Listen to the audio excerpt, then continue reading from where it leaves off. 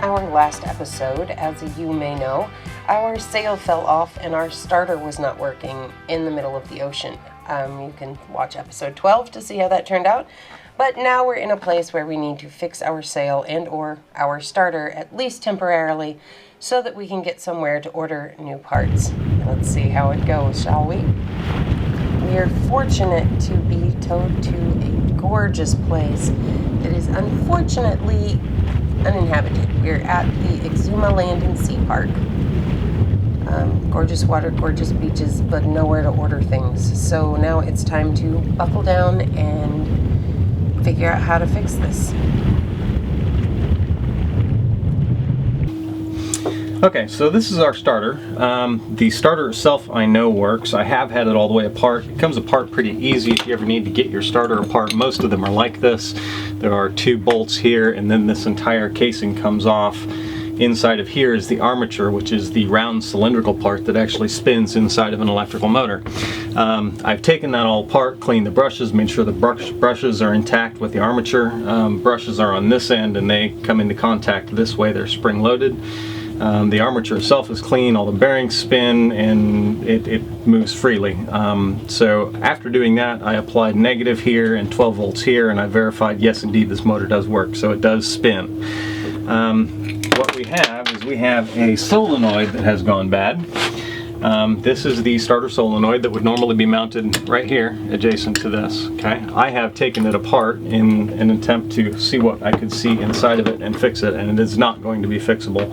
There are several pieces inside of here that are burnt all the way through, and if you smell it, it is definitely toasted. I mean, it smells of burnt electronics inside of the solenoid. For those of you who don't know how a solenoid works, what a solenoid does is it's an electromagnet, and when you apply 12 volts from your battery to here by turning your ignition key, you've got a low amperage draw that comes to here in 12 volts, and what that does is it activates this electromagnet and sucks this plunger in really hard. 2 things happen when that plunger gets sucked in. So first, the plunger gets sucked in, and notice these 2 contacts. This one comes from the battery, this one goes to the starter. So when this is mounted, this is actually connected here like this, okay? 2 things happen when that solenoid engages. First, this plunger, when it's attached here, will pull and engage this into the flywheel, okay? So this is the gear that actually drives the flywheel on the motor, so the solenoid activates, the plunger gets sucked in, and the gears engage with the flywheel. You then turn the key off after the motor started, and this spring, which is loaded here like this, then applies enough pressure outward to disengage the starter motor from the flywheel.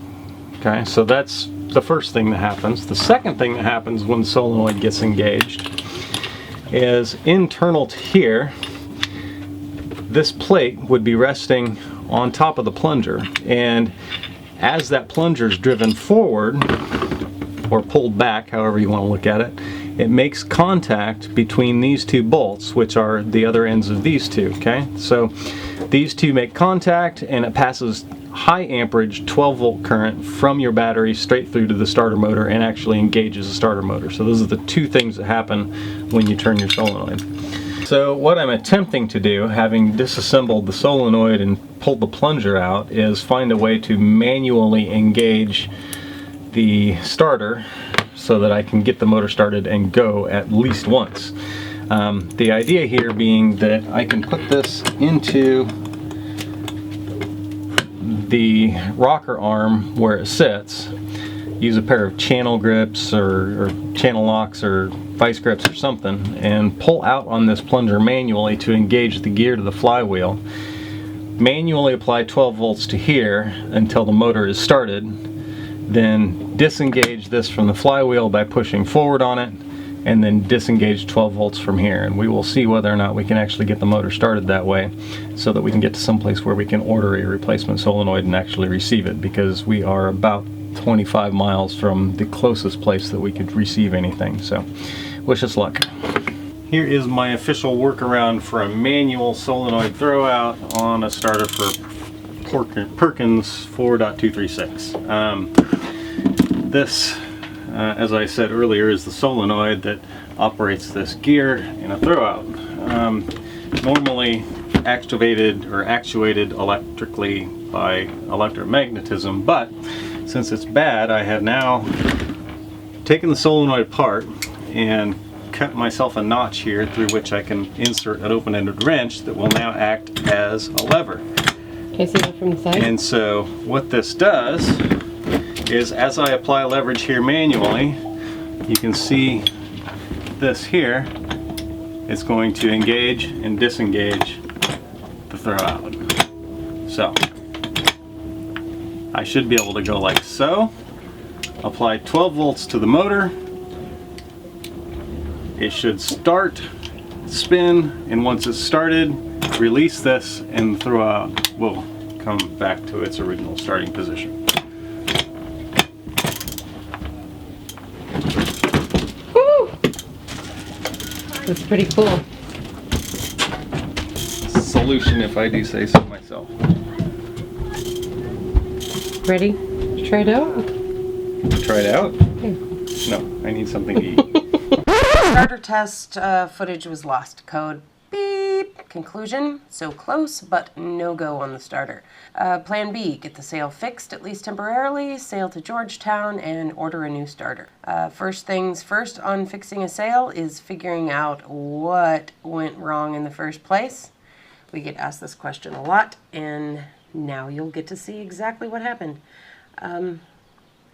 Took the sail to shore to get it all folded up and inspected, and everything appears to be perfectly fine with the sail still in good shape, except for the one little part where it attaches to the halyard. And now you'll get to see that issue and how we fixed it. Alright, so our jib has come completely apart. Or, well, not completely apart, but the top of our jib, where it attaches to the halyard, has come completely apart, put it that way.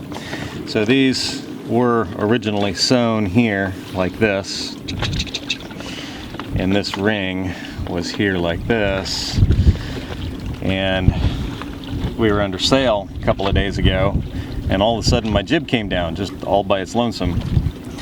And upon further inspection, what had actually happened is this all ripped out. Now, the same thing has not happened on this side, which is kind of strange. These stitches all appear to still be somewhat intact. Nevertheless, I mean, obviously it needs to be repaired. I've tried sewing it, but this is really, really thick. It's very heavy, and there's some sort of plastic, I don't know, reinforcement something inside of there that it's impossible to get a sail or a needle through the sail, and it would probably take me about, I don't know, 100 hours even if I could, and it would kill my fingers. So I've kind of got a workaround here that we collectively came up with as a solution. What we're going to do is tack these in place. This is plastic off of a storage tub lid, okay, that has been cut into segments that then we are going to put like so.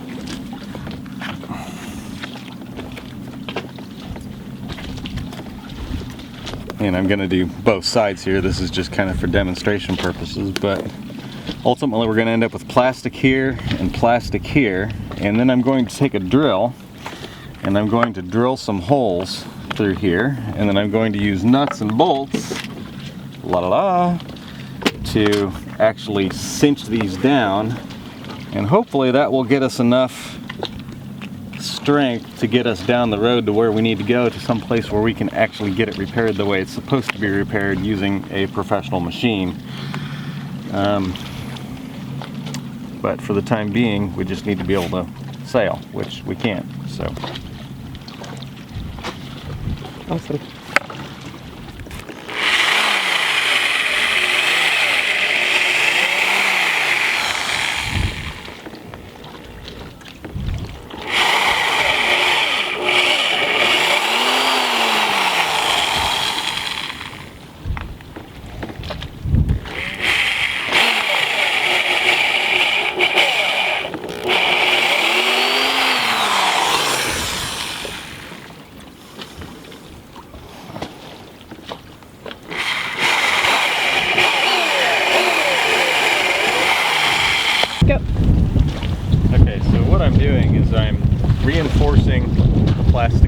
board that I showed you earlier and using nuts, bolts, and washers, and going all the way through to the other side, and trying to line those up with this piece of woven mesh here that is actually the structural element. So it's going to be pulling on each of these various things. So I know that I will probably get questions of, but how did you actually do that? So I'm going to show you right quick on one piece. What I'm doing is I'm taking the drill, I'm lining it up somewhere, making sure that I'm over this mesh, drill down through not only the plastic but also the mesh, and then the sail, and then the mesh on the other side and the plastic on the other side, go all the way through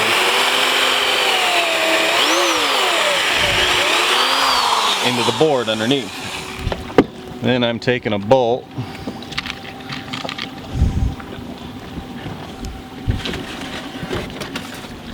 and I'm just screwing it all the way down through. Oh, well, I'm taking a bolt with a washer on it, rather.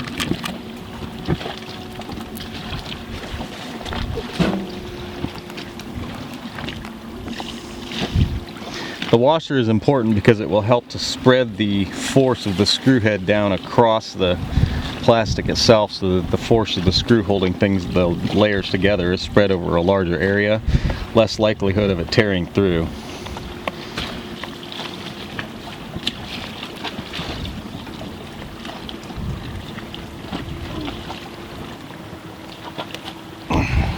And I'll go back through after the fact and tighten these up with an actual wrench and make sure they're good and tight, but for the time being I'm just kind of putting them in place. So I've got two more to do here, well, maybe just one more on this side, and then I'm going to wrap the whole thing in duct tape to hopefully keep these from being too abrasive on the sail itself. But anyway, that's what I'm doing. So there you have it. That's our temporary fix. Not the greatest thing in the world, but since we are kind of stuck somewhere where there is nothing, we just had to work with what we had. So we'll see how that goes. Now it's time to send Abyni back up the mast again, of course, to reattach the sail, and we'll see how it goes. Wish us luck.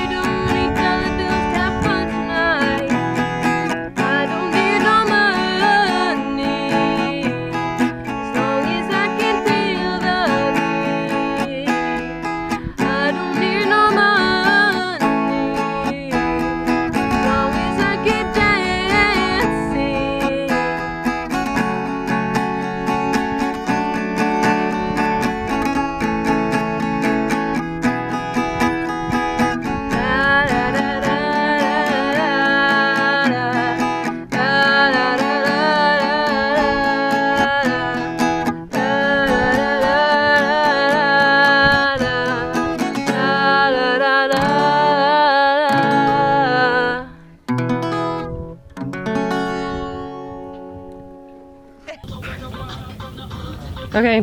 You ready? Do you think if I jump out the same amount, I'll miss Yeah. all that? Okay, let's see if I can do this. And not land on my face. Yeah. Like go all the way around and then some. Okay. Whew. Alright. I don't want to, it's too high up. It seems so much further down than it is. There's not enough room.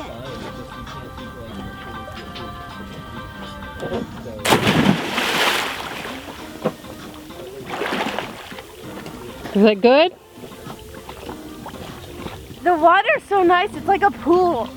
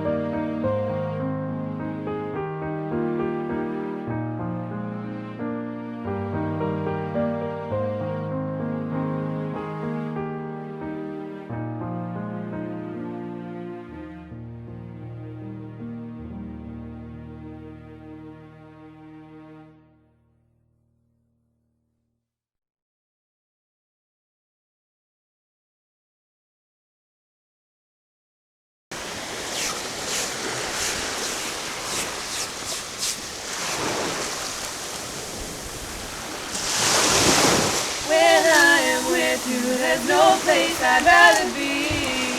Food out there! Put the food out there! Behind you, pig! Pig friend! That way! I don't have it, look at it!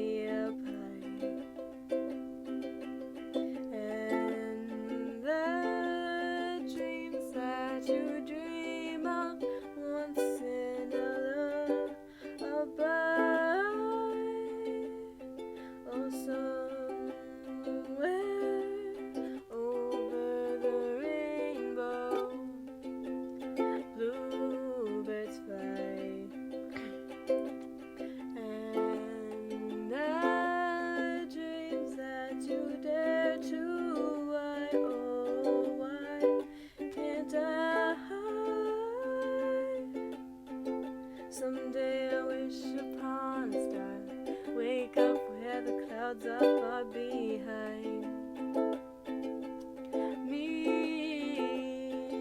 where trouble melts like lemon drops, high above the chimney top. It's where you'll find me, oh, somewhere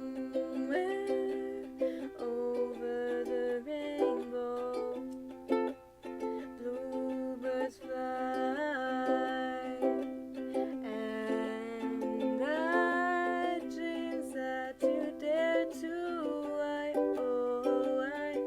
can't hide. I see trees of green and red roses too. I see them bloom for me and you, and I think to myself, what a wonderful world. I see skies of blue, I see clouds of white, the brightness of day, and I like the dark, and I think to myself, what a wonderful world. The colors of the rainbow, so pretty in the sky, are also the faces of people passing by. I see friends shaking hands, saying, how do you do? They're really saying, I love you. I hear babies cry and I watch them grow. They'll learn much more than we'll ever know, and I think to myself, what a wonderful world. Someday I wish upon a star, wake up where the clouds are far behind me, where trouble melts like lemon drops, high above the chimney top. It's where you'll find me, oh, somewhere over the rainbow, way up high. There's a dream that you dream of, dreams really do come true.